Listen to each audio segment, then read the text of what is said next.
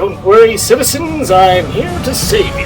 Not so fast! I'm Lex Luthor, I'm rich, and I want to fight about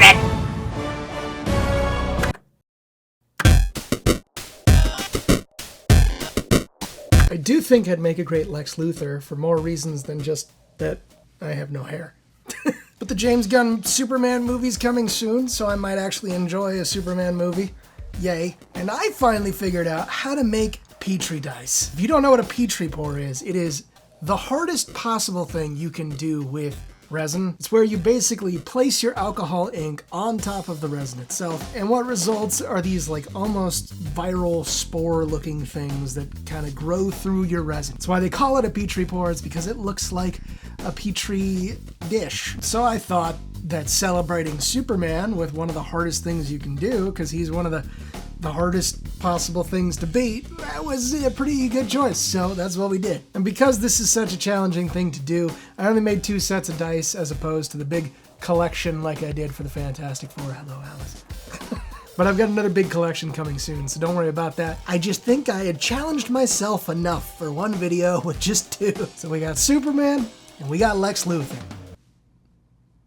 That should be pretty obvious at this point. So let me take you through the process and I'll try to teach you about it along the way, because oh my god, it was so much work. I actually thought it would be great to do both sets at once, since the process is pretty similar, and I just wanted to use clear resin on both of them to make them nice and clean and pretty, and let the colors shine through with the Petri effect itself. So I set things up, I got my colors all picked out, and before we get any further, you have to know how this works. This only works with alcohol ink specifically. So you'll put a drop or 2 of the color that you want to run through the die into the resin as your base layer. Then on top of that, you put a white alcohol ink as the sort of sinker. It's what will actually pull the alcohol ink through the rest of the dies. But not any white alcohol ink will do. I watched so many different videos on people trying to do this thing. A lot of them say any white will do. I'm here to say that's not true, because I tried a ton of them. I don't know where the big bottle is.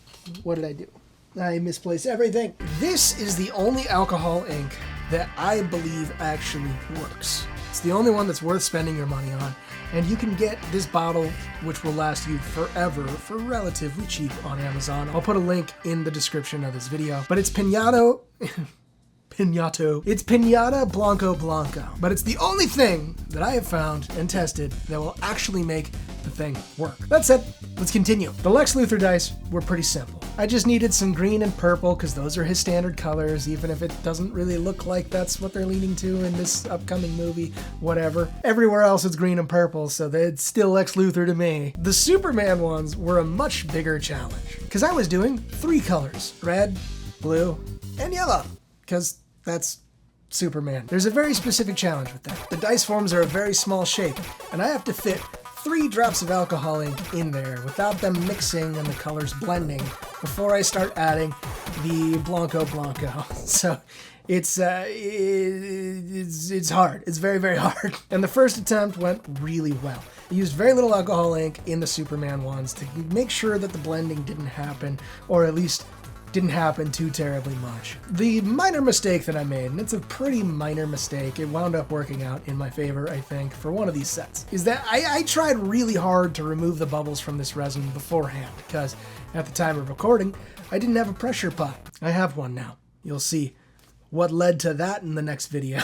But all I had was the vacuum chamber. So I spent a lot of time on it, and I maybe spent a little bit too much. The earlier after mixing your resin, you get that alcohol ink in there, the deeper the Petri effect will actually penetrate. So because I took so long, it only made it about halfway through. Now the Lex Luthor dice I was thrilled with right away, except I forgot to put purple in the D12, so it was basically just a swirly green thing. It's still pretty. It's a very pretty failure, but you know, I was mad at myself because the set wasn't complete. And the Superman dice were almost what I pictured. It just didn't go quite through enough, and the colors felt slightly muted to me at the time.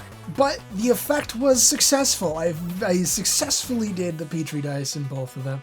The colors were nice and separated. I was very happy. So I was like, okay, yeah, let's try this again with both sets and see if I can get them exactly how I pictured in my head. So on the next try, I did nothing different with the Lex Luthor dice except for put the correct colors in there. But on the Superman dice, I tried slightly darker colors. Because we're mixing white in there to make the effect happen, I thought it might actually be dimming the colors a little bit, which it does. That's just a factor of the Petri thing. And they came out nice. They're still pretty failures. No matter what with the Petri dice, it's always going to be a very pretty failure, even if it doesn't turn out exactly like you want it to. But the colors were just too dark. A lot of mixing and stuff happened, and it didn't read Superman at all. Not even a little bit. Lex Luthor was fine. Lex Luthor was easy. We did those just fine. I don't know why I needed to do 3 colors in one dice. That's really where the problem started. But after all that failure, I went back and I looked at the original set of Superman dice that I had made, and suddenly they looked like Superman to me. I really don't know what changed. It just suddenly I was like, oh, those were right all along. Maybe I shouldn't have done all of this extra effort. That's like a theme for me, I guess. Everything online says you should use a pottery wheel with your Zona papers in order to polish your stuff relatively effectively, because hand polishing sucks and it takes so long. But pottery wheels are kind of expensive, almost as expensive as a pressure pot by itself. They make miniature pottery wheels that are kind of perfect for it. It's like the right amount of surface area that you need to like polish your die, and it's nice and compact and doesn't break the bank at all. So I got one of those, and it's kind of a kid's toy, but whatever, it works, right? Polished them both as best as we could. Now deciding what to paint these was a little bit of a challenge. Superman was pretty clear. I just went with the plain old classic gold paint right on top of that baby. So nice, very shiny, made it feel much more like a Superman dice set than it originally did. Great choice by me. Lex Luthor, that was something else. I was just gonna do the gold, but that didn't feel very Lex Luthor to me. It feels more Trump than anything. Just as evil, but whatever. And all the other colors that I had didn't really work for me. Then I remembered that I was making some dice for a buddy of mine that I special ordered some blacklight paint for. That was purple. I decided, well, it doesn't show up on this game, but you'll see in a minute. So we colored all that in, and it wound up looking just right. Even in the daylight, it's just a nice purple thing, and it kind of contrasts with everything else. And as I've learned, it's going to be nearly impossible to get your surfaces perfectly free of paint just with your hands and some paper towels. After you're done painting and everything, let the paint dry for quite a while. Then you can just take some isopropyl alcohol and wipe off the excess on the sides, and your dice are going to be looking shiny and perfect and painted, as was the case with the Superman and Lex Luthor dice. These beautiful little Petri sets that are just so nice. But enough of me yabbing about them, let's take a look at the glamour shots. I love these Lex Luthor dice. They're very cool. Even if they weren't Lex Luthor, they're still awesome. And I think Nicholas Hoult would be pretty proud of them and his nice villainous turn as Lex Luthor. Finally, we get him in a good comic book thing. The Superman dice are especially cool because 3 colors in a Petri pour is insanely hard to accomplish, and it looks so good. It looks bright and hopeful and just pretty, I don't know. And look at them together. Just ooh, so nice. Yay, go me. Now if you want these babies, I'm gonna do a giveaway of them over on my Patreon channel.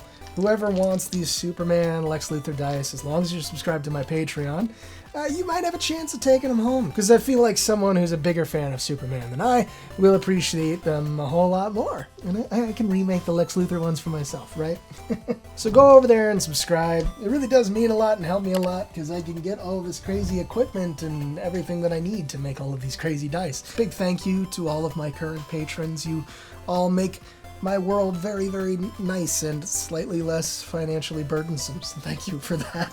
But please don't forget, like, comment, subscribe, all that, share with your friends. And more importantly, let me know what kind of dice you want to see me make. If it's your favorite franchise, that's awesome. If it's something cursed to add to the list of cursed dice that people want me to make, then also yay, but be less gross in the comments than what happened on TikTok. But anyway, have a great week. I'll see you in the next one. Peace!